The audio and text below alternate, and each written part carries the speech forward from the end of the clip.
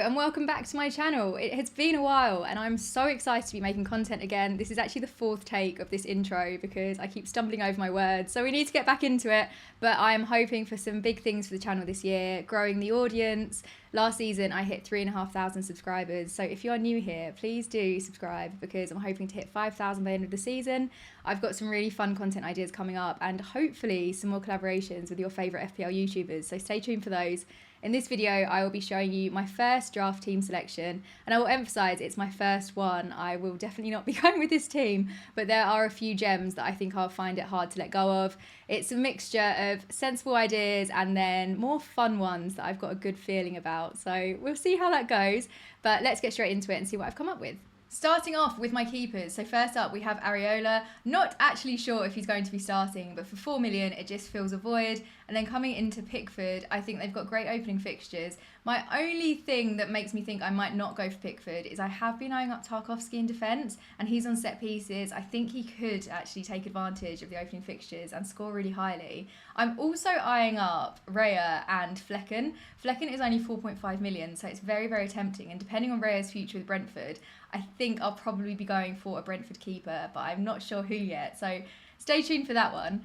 Coming into slightly more nailed, looking at my defence, there are, if you've watched my channel for a while, you will probably know that it's no shock that I've got Ben Mee in there. The biggest thing that people are probably shouting at their screens right now is the fact that I don't have Estepinian, and I am panicking. I think I will be bringing him in. He is clearly missing from the draft. His ownership is so high. At the time of recording, he is owned by over 50% of players, and I think he's the second most highly owned player after Haaland. So I don't think it's worth the risk for me to not have him in my team. I was burnt by him last season. I went without him, and then he had that absolute monster haul. Will I learn from my mistakes? I think hopefully I am slowly becoming a better manager, so I won't fight the urge to try and be too different, and I probably will bring in Estepinian in a later draft. But let's have a look at who I've got currently. Starting off with my absolute favourite, we've got Ben Mee. I brought him in last season, had so much fun having him on my team. He got me 3 goals and 2 assists. And at the time of recording, he's only at 7.2% ownership, so he could be a bit of a differential for me. I'm aware Rico Henry is only 4.5 million, so I could make a saving there and still keep a Brentford defender. But Ben Mee is my fun pick for the season, and I had a really good time owning him before, and it's just something slightly different. So I think no matter what draft I put together, Ben Mee will be in there because he's just one of my favourite players, and I love owning him. And then coming into Tyrone Mings. Now, this one is quite flexible. I'm looking for a £4.5 million defender. Matty Cash could take his place. I think Mings is a bit of a gamble because they've just signed Torres. I don't know how nailed his place is in the team now.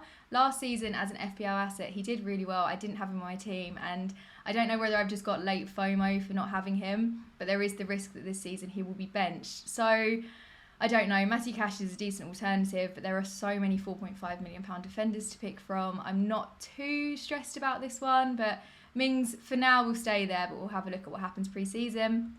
And then Luke Shaw. I feel bad saying this. I feel as though Luke Shaw is just a bit of a boring pick, but he's very, very safe. Last season, he averaged 4 points per match. So out of my team of 5 defenders, Trent averaged 4.2 points per match. So Luke Shaw, out of the 5 of them, is a very, very strong contender. But I don't know what it is. It just feels quite dull, but I'm still going to be going for him.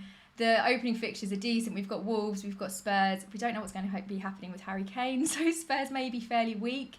And then we've got Nottingham Forest at home, which is a great selection, to be honest. So Luke Shaw, probably pretty nailed on in the team. And then coming to my most expensive defender, £8 million.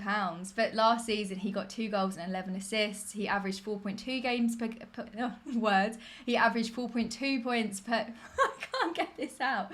He averaged 4.2 points per game. There we go. We got there. And around the last time I checked, he was about 35% ownership. So I think that's probably going to just carry on climbing. And again, similar to Estepinian, he is one that's quite risky to go without. Ultimately, it was a toss-up between Trent or Salah. I have gone with Trent. I think he's a really exciting player to own this season, and he could get those attacking returns. Hopefully, we will have even more of a successful season, even more than the 4.2 points that I couldn't get out. We'll round it up to 5, so it's easier for future videos. But Trent is one that I am very excited to own. I hope that Liverpool are really solid defensively this season, and they didn't have the best time last season. So hopefully we are going to pick up those points with Trent. And then Gabriel, I mean, look at those fixtures. Nottingham Forest at home, Palace away, Fulham at home. They have got so much to play for this season. I think Arsenal are going to be on fire. I think from the get-go, as I said, they've got so much to prove, so much to play for. They want to win that trophy and hopefully not bottle it again this season. So I'm very excited about having him on my team. He's really decent value for a centre-back. He's got goal threat. He scored 3 times last season. I'm feeling very optimistic for their clean sheets, and Arsenal do have really good defensive data. So I think also I was tempted by Ben White, but he's gone up to 5.5 million now. So Gabriel feels like a really, really good saving.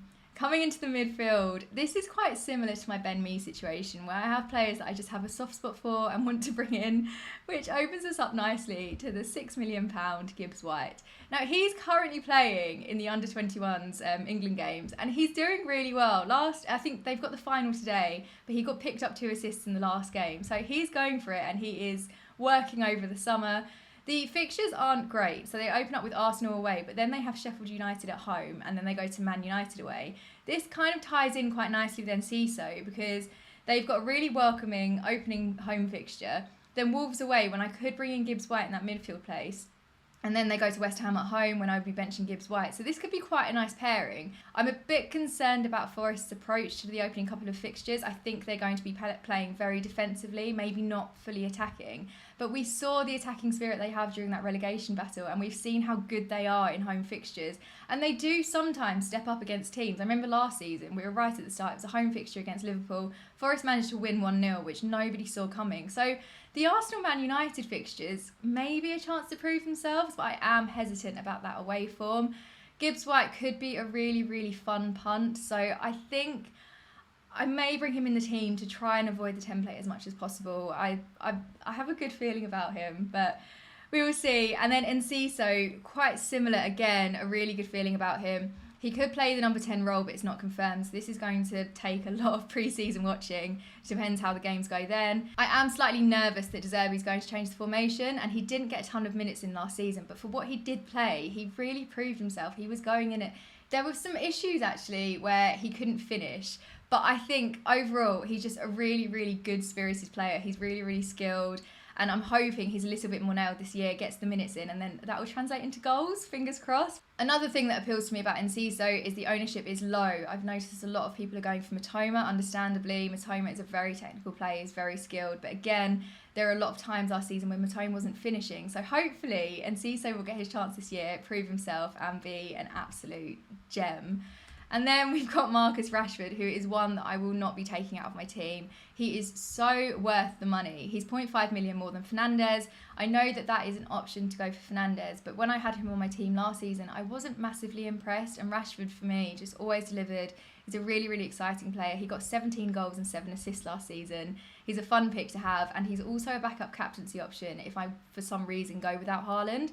So Rashford is one I'm over the moon, like so happy I can afford him this season. And then Saka, one of many Arsenal midfielders to pick from. I'm very, very tempted to double up on Arsenal. I would like to go for Martinelli, maybe Ødegaard. Saka just got in there because he is on penalties, so more opportunities to get those points. I'm going for Saka. The opening fixtures, again, so appealing. Forest at home, Palace away, Fulham at home. Arsenal, I think, are going to be on another level this season. Heard it here first, and that pains me to say as a Chelsea fan, but I really think they're going to be such a threat. So we've got Saka for now, potentially going to bring in another midfielder, but we will see how the finances are and how the team changes over the next couple of weeks. And then we have Mbomo. Now that Tony's out, I see him being up there. I'm assuming he's going to be on penalties. Obviously, nothing confirmed, but he'll be playing up front, and it's a really exciting pick. I did want to have him last season, but there were just too many choices, and Tony was always going to be first place. Without him there, it's time for Mbomo to come onto my team, so we'll see how he gets on. And then the forwards, there's going to be no surprise here, is there? So we may as well start with the obvious one. We've got Haaland at 14 million. Now, this is one I feel like I don't even have to justify. There should really be videos on here why people haven't got Haaland. Because if you haven't, you are brave and it could be worth the risk, but I'm too scared. His ownership is crazy. I think he's already hit 80% ownership. If you don't have him, that is a real rank killer, and it's too scary to go without. Opening fixture, Burnley away, I see him just going for it. I don't know, he's got a lot to live up to after last season, but we see. I don't even need to go into it, do I, to be honest? We will move on to Jesus, another one I'm very excited about. So I've got my Arsenal player in the form of a forward. As I said, this may change. I may go for double midfield. But for now, we've got Jesus. I was quite tempted to go for Watkins, but I've just fangirled this whole video about how good I think Arsenal are going to be. So that is why Jesus is there. He is up front. He's got strong fixtures, started well last season. I actually owned him for the first couple of game weeks and I was really, really impressed by what I saw. So we are sticking with Jesus. And then another bit of a punt, we are going with Ferguson. He's only 18 years old and he's got so much potential. De Zerbi said he actually has the potential to be the best striker in the league. And who am I to ignore what De Zerbi's saying? He's a very wise man. He's very strong. He can finish, which was the issue that I had with Enciso and Matoma last season. And the only issue with Ferguson is his minutes. I don't know how nailed he is to get a full 90. He starts most games, but he does get... Well, I'm very concerned about him being substituted, and Brighton have Europe to focus on, so I don't know whether De Zerbi's going to put him out there, get the experience, but then bring him off so that he doesn't get injured. Ideally, this will happen after Ferguson scored a hat-trick, and then he'll get brought off at half-time, but I don't know. That's a bit too optimistic to think. He's only 6 million, so I think he's completely worth the gamble. And again, it's just another fun punt, something a little bit different. And I am really excited, and Brighton's opening fixtures are very, very welcome. This is why I was considering actually having Steele in goal, because I can see some clean sheet potential, and it also makes me wish I had Estepinian, because again, the clean sheet points are there, but we will see how things go in pre-season. This is the first draft, a lot can change. So that is the team in its full glory. We'll say glory, it sounds quite cocky. I don't think this is a team full of glory, but so far we've got quite decent picks. The benching situation is interesting because there's no one there that I'd be hugely reluctant to play. There are a couple of fixtures, as I touched on, with Morgan Gibbs-White. I wouldn't be fully confident putting him out there in the starting lineup. But overall, I'm pleased with this, and I don't feel as though I've had to take too many sort of sacrifices to get more expensive players. Obviously, as the weeks go on, I will be doing drafts including Kane, if he's sticking with Spurs. I'll include one with Salah, I'll go without Trent. There are a lot of different alternatives. I accidentally pressed stop recording, but this is the team. This is also the outro. We have stepped up the graphics a little bit, but we still don't have an outro in place. So enjoy this. If you haven't subscribed yet, please do to keep up with the Fantasy Premier League journey. I've now got a little icon somewhere in the corner here. If you press that, you can subscribe straight away, so it's the easiest thing in the world. Do let me know how your teams are shaping up and what you like and don't like about this team. I know there are many things. Already looking at it, there are about 3 players I probably won't stick with, but it's fun to throw them in, give out some ideas. Don't forget to like the video if you enjoyed it, leave a comment, and I will see you in the next video.